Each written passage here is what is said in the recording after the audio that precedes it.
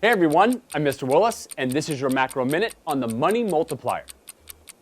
The Money Multiplier is a simplified way to calculate the potential change in the money supply when money is injected into or withdrawn from the economy.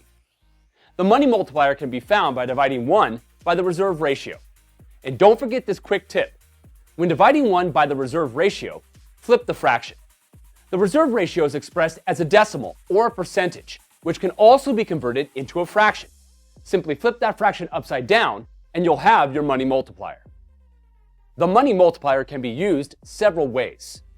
To determine the full potential change in the money supply that can occur when money is either injected into or withdrawn from the economy, you can simply take the size of the initial change in the money supply and multiply it by the Money Multiplier. For example, if the Money Multiplier is 4 and the central bank increases the money supply by buying $10 billion worth of bonds on the open market, we can determine that the money supply could potentially increase by as much as $40 billion as a result of the monetary policy. If the Money Multiplier is 10 and depositors withdraw $50 billion in M1 from their bank accounts, we can determine that the money supply could potentially decrease by as much as $500 billion as a result of the bank withdrawals. You can also take the total change in the money supply that has occurred and divide it by the Money Multiplier to determine the size of the initial change in the money supply.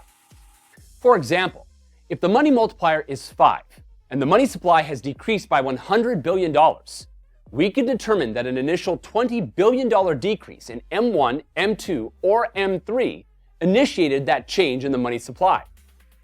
If the Money Multiplier is 2 and the money supply has increased by $300 billion, we can determine that an initial $150 billion increase in M1, M2, or M3 initiated that change in the money supply. And hey, if you're not given the Money Multiplier, no worries. Just take the change in the money supply that has occurred and divide it by the initial change in the money supply to find it. For example, if the money supply has increased by $50 billion, and that was initiated by a $20 billion increase in the money supply, then we can determine that the Money Multiplier is 2.5. If the money supply has decreased by $400 billion, and that was initiated by an $80 billion decrease in the money supply, then we can determine that the Money Multiplier is 5. Thank you so much for watching.